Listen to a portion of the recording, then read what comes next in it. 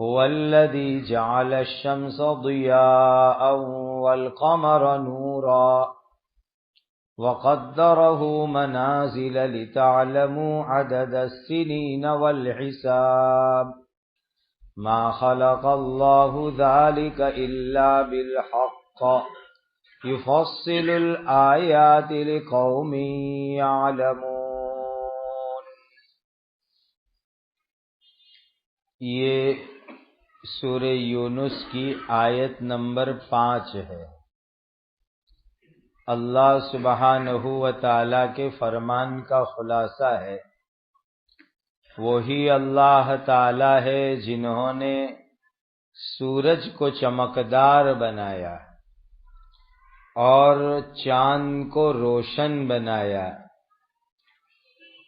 اور ان کے لیے منزلیں مقرر کر دی تاکہ تم سالوں کی گنتی کو اور حساب کو جان لو۔ اللہ تعالی نے یہ سب چیزیں صحیح مقصد ہی کے لیے پیدا کی ہے۔ وہ اللہ تعالی اپنی دلیلوں کو کھول کھول کر بیان کرتے ہیں سمجھدار قوم کے واسطے۔ ان فی اختلاف اللیل والنہار وما خلق اللہ فی السماوات والارض لآیات لقوم یتقون۔ یقیناً رات اور دن کے بدلنے میں اور اللہ تعالی نے آسمانوں اور زمین میں بھی جو کچھ بھی پیدا کیا ہے اس میں تقوی والے لوگوں کے لیے توحید کی بہت بڑی نشانی ہے۔ ان الذین لا یرجون لقاءنا ورضوا بالحیاۃ الدنیا واطمأنوا بها والذین هم عن آیاتنا غافلون۔ یقیناً جو لوگ آخرت میں ہماری ملاقات کی امید ہی نہیں رکھتے اور دنیا کی زندگی سے راضی ہو گئے اور وہ اس پر مطمئن ہو گئے، یعنی دنیا میں جی لگا کر بیٹھ گئے، اور جو لوگ ہماری آیتوں کے بارے میں غفلت میں پڑے ہوئے ہیں، اولئک مأواہم النار بما کانوا یکسبون، ایسے ہی لوگوں کے لیے ان کے کمائے ہوئے برے کاموں کی وجہ سے آگ ٹھکانہ ہوگا۔ ان الذین آمنوا وعملوا الصالحات یہدیہم ربہم بإیمانہم تجری من تحتہم الانہار فی جنات النعیم۔ یقیناً جو لوگ ایمان لائے اور وہ نیک کام کرتے رہے، ان کو ان کے ایمان کی وجہ سے ان کے رب اس منزل تک پہنچا دیں گے کہ نعمتوں سے بھرے ہوئے باغات میں ان کے نیچے سے نہریں بہتی ہوگی۔ دعواہم فیہا سبحانک اللہم وتحیتہم فیہا سلام وآخر دعواہم ان الحمد للہ رب العالمین۔ ان کی اس جنت میں دعا یہ ہوگی، اے اللہ آپ تو ہر عیب سے پاک ہے، اور اس میں ایک دوسرے کی ملاقات کے وقت پر سلام بولیں گے، اور ان کی آخری بات یہ ہوگی تمام تعریفیں اللہ تعالی ہی کے لیے ہیں جو تمام عالموں کے رب ہے۔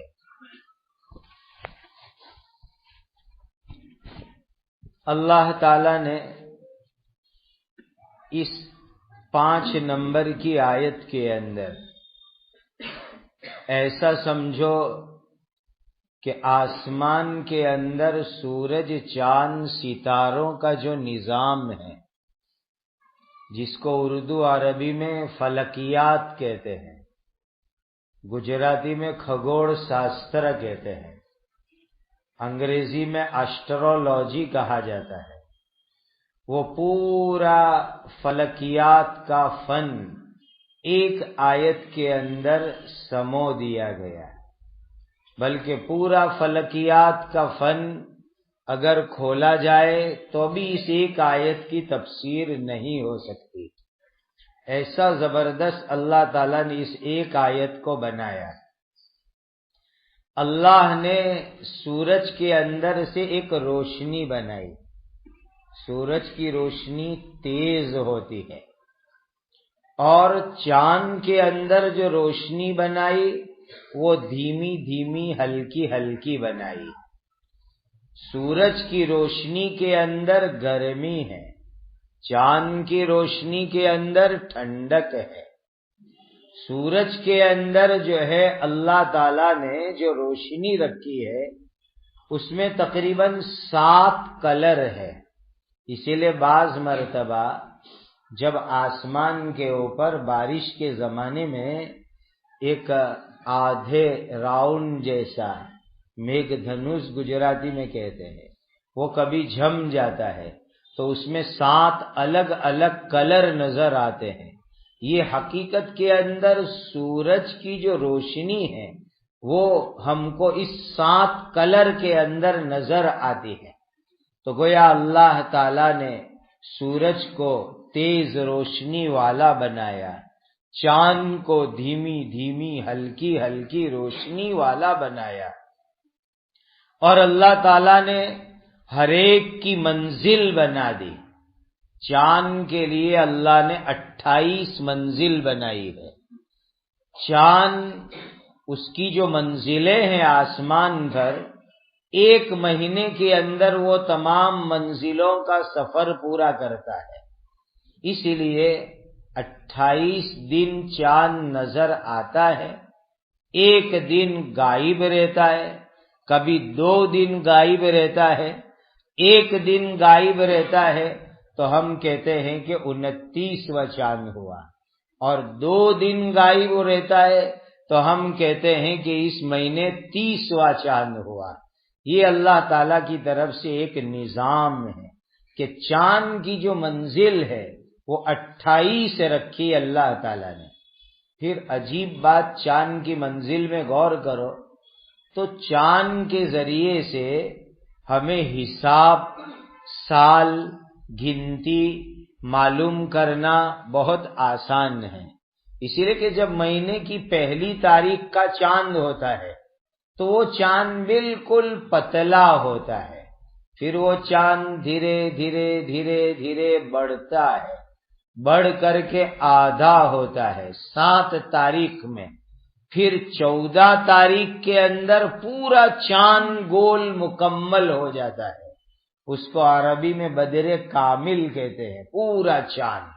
پھر 15ویں تاریخ سے ذرا ذرا گھٹنا شروع ہوتا ہے، یہاں تک کہ 21-22 میں جا کے بہت گھٹ جاتا ہے، اور 26-25 میں جا کر کے پہلی تاریخ کو جو ہوتا ہے ایسا پتلا ہو جاتا ہے، لیکن الٹی جانب کے اندر پتلا ہوتا ہے۔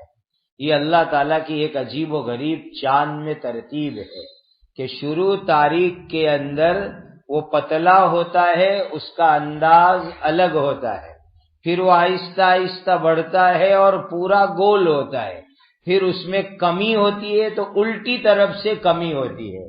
اسی لیے جو لوگ چاند کو پابندی سے دیکھتے ہیں وہ چاند دیکھ کر کے ہی ڈائریکٹ کہہ دیتے ہیں کہ آج اتنے چاند ہے، آج اتنا چاند ہے، آج یہ تاریخ ہے۔ یہ تو ہم لوگوں کو مسجد کے بورڈ پر پڑھنا پڑتا ہے کہ آج اتنے چاند ہوئے، باقی جو چاند کے ماہر لوگ ہیں، چنانچہ جس زمانے میں دنیا میں یہ کیلنڈر کا رواج نہیں تھا، اس زمانے کے اندر عرب کے گاؤں میں رہنے والے جو بدو لوگ ہوتے ہیں اور عرب کے لوگ اور دوسرے لوگ جو چاند میں ایکسپرٹ ہوتے، وہ چاند کی سائز دیکھ کر کے بتلا دیتے کہ آج اتنا چاند ہونا چاہیے، اور وہی چاند کی تاریخ ہوا کرتی تھی۔ یہ اللہ تعالیٰ کا ایک غیبی نظام ہے۔ رہا سورج، تو سورج کے لیے اللہ تعالیٰ نے 360 یا 365 منزل بنائی ہے۔ اسی لیے سورج اپنی منزلوں میں ایک سال کے اندر سفر پورا کرتا ہے اور چاند ہر مہینے کے اندر سفر پورا کرتا ہے۔ رہا سورج تو اس کے اندر اتنا باریک اور لطیف پھیرفار اور فرق ہوتا ہے کہ ہر ایک آدمی کو اس کا پتہ بھی نہیں چلتا ہے اور اس کا اندازہ بھی نہیں لگتا ہے۔ اس کے لیے تو بڑے بڑے دوربین، بڑی بڑی مشینیں لگاؤ تب جا کر کے پتہ چلتا ہے۔ خلاصہ یہ کہ چاند کے ذریعے سے جو تاریخ ہے اس تاریخ کو جاننا، سمجھنا، معلوم کرنا آسان ہے، اور سورج والی جو تاریخ ہے اس کو سمجھنا اور معلوم کرنا ذرا مشکل ہے۔ یہ میں اس زمانے کی بات کر رہا ہوں جب دنیا میں کیلنڈر کا رواج نہیں تھا۔ اب تو کیلنڈروں نے آ کر ہر چیز جو ہے آسان کر دی، کسی کو کوئی پتہ بھی نہیں چلتا ہے، کیلنڈر دیکھو اور تاریخ کی باتیں کرو۔ اب یہاں ایک مسئلہ سمجھنا چاہیے کہ یہ جو چاند کے اعتبار سے مہینوں کی ترتیب ہے، جیسے کہ ابھی ربیع الاخر چل رہا ہے اور مغرب کے بعد آج 19 چاند ہو گئے، تو ربیع الاخر ہے، مغرب کے بعد 19واں چاند ہے اور 1441 ہجری چل رہی ہے۔ تو یہ جو چاند والی تاریخ ہے اس کا معلوم کرنا فرض کفایہ ہے، یعنی پوری بستی میں، پورے شہر میں چند لوگوں کو یہ تاریخ معلوم ہونی چاہیے کہ وہ کب مہینہ بدلا، کب چاند ہوا اور کب جو ہے چاند ختم ہوا، اس کی معلومات رکھے۔ یہ فرض کفایہ ہے۔ اگر پوری بستی میں کوئی بھی مسلمان اس کا دھیان نہیں رکھے گا تو تمام مسلمان فرض کفایہ چھوڑنے کے گنہگار ہوں گے۔ اس تاریخ کی اتنی اہمیت ہے چاند والی تاریخ کی، اسی لیے ایسا نظام بناؤ کہ مؤذن صاحب یا امام صاحب ذمہ داری لے لے کہ جب 28ویں تاریخ ہوتی ہے اسلامی مہینے کی تو مغرب کی نماز میں اعلان ہو جاوے کہ بھائی چاند دیکھنا نماز کے بعد، اور جس کو چاند نظر آوے وہ امام صاحب کو اطلاع دے اور پھر راندیر جا کر گواہی دے دے۔ یہ ہر مہینے میں اعلان کا سسٹم مسلمانوں کی مسجد کے اندر ہونا چاہیے، یہ ضروری ہے۔ دوسری طرف یہ جو سورج والی ترتیب ہے، یعنی جو عیسوی سن ہے کہ ابھی 2019 چل رہا ہے، دسمبر کا مہینہ چل رہا ہے، تو یہ بھی جائز ہے، اس کو ہم ناجائز نہیں کہیں گے، لیکن وہ چاند والی جو تاریخ اور ترتیب ہے یہ فرض کفایہ ہے۔ وجہ کیا؟ ہماری بہت ساری عبادتیں ایسی ہے جس کا تعلق چاند کے ساتھ ہے، مثلا رمضان کے روزے یہ ہم چاند کی ترتیب سے رکھتے ہیں، عید الفطر چاند کی ترتیب سے رکھتے ہیں، حج چاند کی ترتیب سے ہوتا ہے، بقری عید چاند کی ترتیب سے ہوتی ہے، محرم چاند کی ترتیب سے ہوتی ہے، ربیع الاول چاند کی ترتیب سے ہوتی ہے، رجب کا مہینہ چاند کی ترتیب سے ہوتا ہے، 15 شعبان چاند کی ترتیب سے ہوتا ہے۔ ہماری بہت ساری فرض عبادت، نفل عبادت، اس کا تعلق یہ چاند والی ترتیب کے ساتھ ہے۔ اسی لیے اس چاند والی تاریخ کو جاننا، اس کا دھیان رکھنا یہ فرض کفایہ کا درجہ رکھتی ہے۔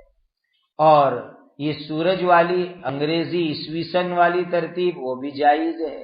ایسا کر سکتے ہیں کہ جو دنیا کے کام کاج ہے وہ یہ سورج والی ترتیب پر رکھو اور دینی کام کاج یہ چاند والی ترتیب کے اوپر رکھو۔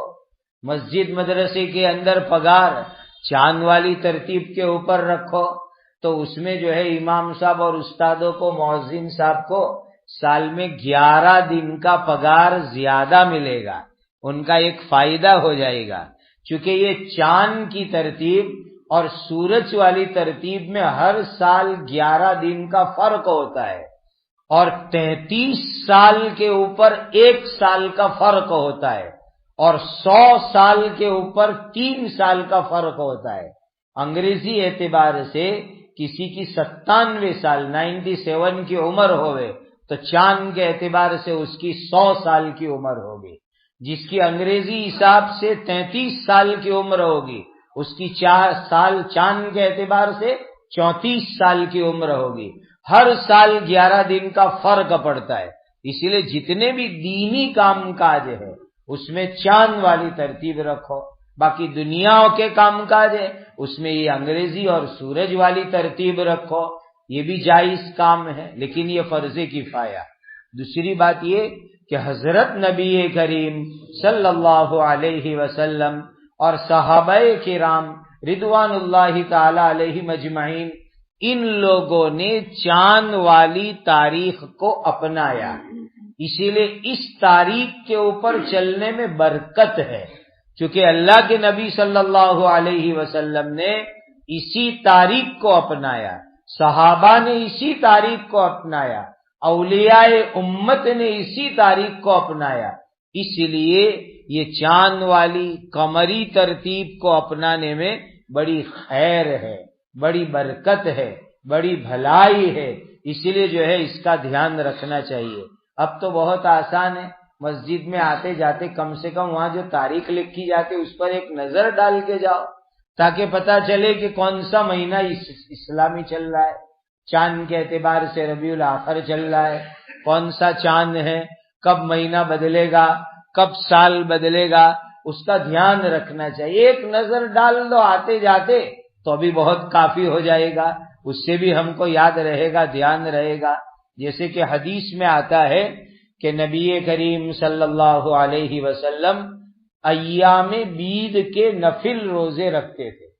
ہر مہینے میں 3 نفل روزے، ایام بیز یعنی 13ویں 14ویں اور 15ویں تاریخ چاند کی، یہ 3 نفل روزے رکھنا بہت بڑا ثواب ہے. اور اللہ کے یہاں قانون ہے کہ ایک کام پر کم سے کم 10 گنا ثواب ملتا ہے. تو 3 نفل روزے رکھو گے تو 30 روزے کا ثواب ملے گا. ہر مہینے میں 3 روزے رکھ لو تو پورا سال روزہ رکھنے کا اللہ تعالی ثواب عطا کریں گے. اب یہ جو ایام 20 کے روزے ہیں 3 دن کے، یہ چاند والی تاریخ کے اعتبار سے پتہ چلے گا اور اس سے ہم کو اندازہ ہوگا. اور مدینہ منورہ میں آج بھی یہ معمول ہے کہ پورا سال مدینہ کے لوگ ہر پیر کو اور جمعرات کو روزہ رکھتے ہیں. چونکہ حدیث میں موجود ہے پیر اور جمعرات کے دن روزہ رکھنے کی فضیلت. تو آپ عمرے میں جاؤ تو پیر اور جمعرات کو مسجد نبوی میں حرم میں افطار کا دسترخوان لگتا ہے. تو اپنے حاجی اور عمرہ والے بھی بغیر روزے کی بھی بیٹھ جاتے ہیں اور وہ لوگ بھی بیچارے خوشی خوشی ان کو روزے کے بغیر بھی مہمانی کرا دیتے ہیں. تو یہ ایک رواج ہے اور ایک طریقہ ہے. یہ جو ساری ترتیب ہے یہ چاند والی ترتیب سے تعلق رکھنے والی چیز ہے. اسی لیے اس کی طرف بھی دھیان دینے کی ضرورت ہے، چاند والی ترتیب کی طرف بھی. اللہ سبحانہ و تعالی فرماتے ہیں کہ جنتی لوگ جب جنت کی نعمتوں میں جائیں گے تو وہاں پر ان کو 3 طرح کا سلام ملے گا. دیکھو دنیا میں ہم سلام کرتے ہیں تو یہ سلام ایسی مبارک چیز ہے کہ جنت میں بھی یہ سلام باقی رہے گا، ایسی یہ مبارک چیز ہے. اسی لیے سلام کی عادت ڈالو. جنت میں جب جائیں گے تو اللہ تعالی بھی جنتیوں کو ڈائریکٹ سلام کہیں گے. یہ بہت بڑی خوشی ہوگی جنتیوں کے لیے کہ اللہ تعالی خود اپنے جنتی بندوں کو سلام کہلائیں گے. اور کبھی ایسا ہوگا کہ فرشتے تو جب بھی آئیں گے جنت میں سامنے تو پہلے سلام کریں گے اور آ کر کے پوچھیں گے کیا خدمت کرے آپ کی، سلام. اور جنتی لوگ بھی جب جنت میں آپس میں ایک دوسرے کو ملیں گے، ایک دوسرے کے آمنے سامنے ہوں گے تو ایک دوسرے کو سلام سلام سلام سلام کریں گے. تو جنت میں بھی یہ سلام چالو رہے گا. فرق اتنا ہے کہ دنیا میں جو ہم سلام کرتے ہیں وہ الف اور لام کے ساتھ السلام علیکم ورحمۃ اللہ وبرکاتہ، اور جنت میں جو سلام ہوگا وہ الف لام کے بغیر کا ہوگا، سلام علیکم، سلام علیکم، سلام علیکہ، اس طرح سلام ہوگا۔ بعض لوگ غلطی کر ڈالتے، شاید جنت کی دنیا میں پریکٹس کرتے ہیں کہ بغیر الف لام کے دنیا میں بھی سلام علیکم، یہ غلط طریقہ ہے۔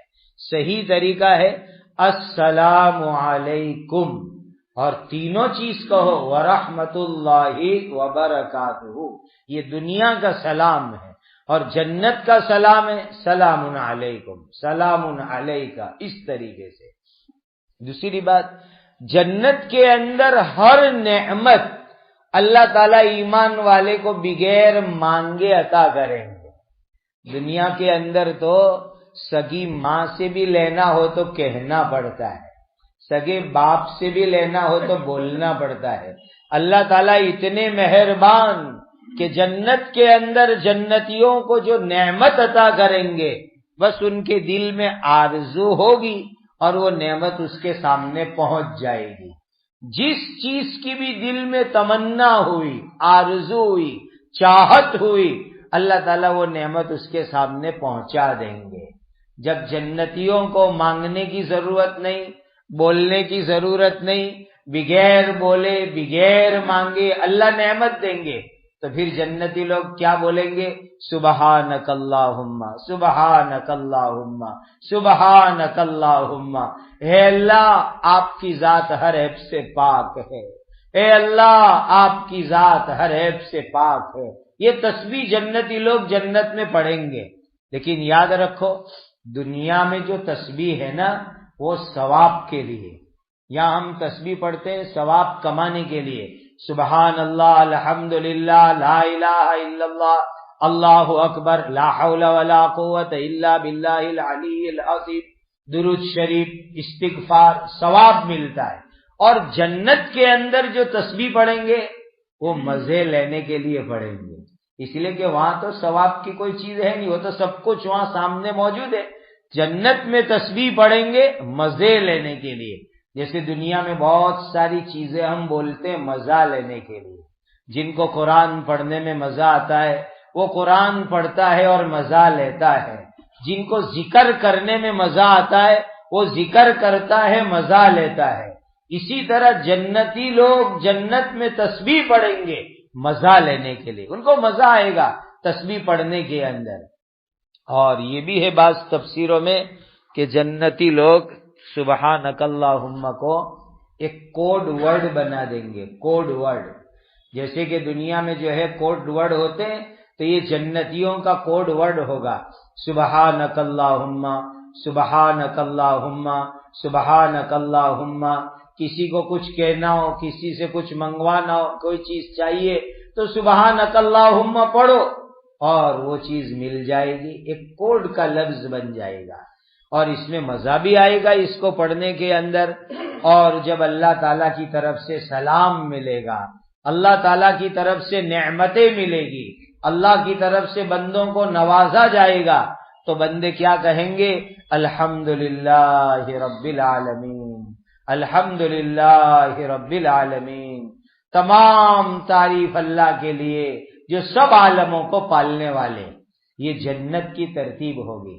تو یاد رکھو، جنت میں جنتیوں کا بولنا شروع ہوگا اللہ کے نام سے، سبحانک اللہم، اور جنتیوں کی بات ختم ہوگی الحمدللہ رب العالمین کے اوپر۔ اسی لیے دنیا میں بھی یہی طریقہ اپناؤ، کوئی بھی کام کرو شروع میں بسم اللہ اور آخر میں الحمدللہ، کوئی بھی کام، کھانا پینا، کپڑے پہننا، گاڑی میں بیٹھنا، تو بسم اللہ اللہ کے نام سے شروع کرو اور کام پورا ہو جاوے تو الحمدللہ رب العالمین، ایسا پورا پڑھو ہر کام کے شروع میں۔ تو یہ ہے دنیا کا ذکر جو مومن کو جنت میں اونچے درجے کے اوپر پہنچائے گا۔ اور جنت میں جانے کے بعد علم، معرفت، اللہ کی پہچان ہر ایک ایمان والوں کی بہت اونچی ہو جائے گی۔ عجیب مضمون تفسیروں میں آیا کہ عام مسلمان، ہر مسلمان جن کے پاس علم نہیں ہے، شریعت کا، دین کا نالج نہیں ہے، اللہ تعالیٰ جنت میں جانے کے بعد ان کا علم، ان کا نالج اتنا اونچا کر دیں گے جتنا اس وقت دنیا کے اندر عالموں کے پاس علم ہے۔ ہر مسلمان کو اللہ تعالیٰ جنت میں جانے کے بعد عالموں جیسا علم عطا کریں گے، اور جو عالم لوگ ہیں ان کو اللہ تعالیٰ جنت میں جانے کے بعد نبیوں اور پیغمبروں جیسا علم عطا کریں گے، اور نبیوں اور پیغمبروں کو آخری نبی حضرت محمد الرسول اللہ صلی اللہ علیہ وسلم کے جیسا علم اللہ عطا کریں گے۔ اور حضرت نبی پاک صلی اللہ علیہ وسلم کو اللہ کیسا علم دیں گے وہ تو ہماری سمجھ سے باہر کی بات ہوگی، ہم اس کو سوچ بھی نہیں سکتے، ہماری سمجھ سے وہ باہر کی بات ہوگی۔ ایسا علم اللہ قیامت کے دن حضرت محمد الرسول اللہ صلی اللہ علیہ وسلم کو عطا کریں گے۔ اسی لیے دنیا میں یہ عادت بناؤ، ہر کام کے شروع میں بسم اللہ، ہر کام پورا ہونے پر الحمدللہ رب العالمین، اور السلام علیکم، یہ ایسی نیکی ہے جو جنت میں جانے کے بعد بھی باقی رہنے والی ہے۔ اسی لیے دنیا میں سلام کا عام رواج کرو، اس سے دلوں میں محبت بڑھے گی، کینہ اور نفرت ختم ہوگی، اور آپس میں جوڑ پیدا ہوگا۔ دیکھو بعض مرتبہ کیا ہوتا ہے، بعض لوگ ناراض رہتے ہیں، وہ بات کرنا نہیں چاہتے، ملنا نہیں چاہتے، تو حدیث میں آتا ہے بھائی کہ اگر کوئی مسلمان دوسرے مسلمان سے 3 دن تک منہ چڑھا کے رہے اور بات نہیں کرے تو چلے، لیکن 3 دن سے اوپر نہیں چلے، 3 دن سے زیادہ 72 گھنٹے کے اوپر نہیں چلے، ورنہ جو ہے اللہ تعالیٰ ان سے ناراض رہتے ہیں۔ تو اپنے کو کیا کرنے کا، جو اپنے سے بات نہ کرے، ملاقات نہ کرے، رشتہ داروں میں ایسا ہوتا ہے، دوستوں میں بھی ایسا ہوتا ہے، محلے والوں میں بھی ایسا ہوتا ہے، تو اپنے کم سے کم سلام کر لینے کا۔ سلام کرنے سے اپنی جواب داری ادا ہو جاتی ہے، سامنے والا جواب نہیں دے تو وہ اس کا گنہگار ہے، باقی ہماری جواب داری پوری ہو جاتی ہے۔ اس لیے جو بھی منہ چڑھا کے رہتے ہیں، ناراض رہتے ہیں، بات کرنا نہیں چاہتے، وہ ان کی جگہ پر اپنے تو سامنے ملے تو سلام کر ہی ڈالنے کا، وہ جواب دے وے نہیں دے وے اس کی مرضی، اپنے کو ثواب ملے گا اور اپنی ذمہ داری ادا ہو جائے گی۔ اور اللہ تعالیٰ کے یہاں ہم تعلق توڑنے والوں میں نہیں سمجھے جائیں گے، ہم گویا کہ شروعات کر رہے ہیں، ادھر سے پابندی آ رہی ہے۔ اللہ تعالیٰ ہم سب کو اپنے فضل و کرم سے نبی کریم صلی اللہ علیہ وسلم سے محبت عطا فرمائے، سلام کو عام کرنے کی توفیق عطا فرمائے، ہر کام کو اللہ کے نام سے شروع کرنا، اللہ کے حمد پر پورا کرنا، اس کی توفیق اور اہتمام اللہ ہمیں عطا فرمائے۔ اور چاند والی جو تاریخیں، اس کے اوپر بھی دھیان دو، بچوں کو بھی یاد کراؤ۔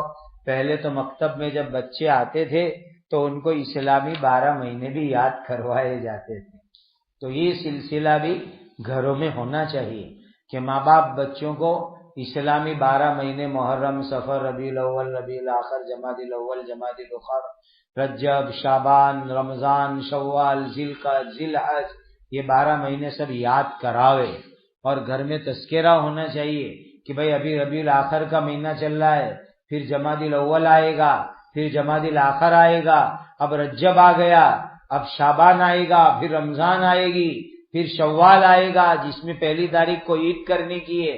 ایسی سب گنتی ذہن میں رہنی چاہیے، یہ مسلمان کے لیے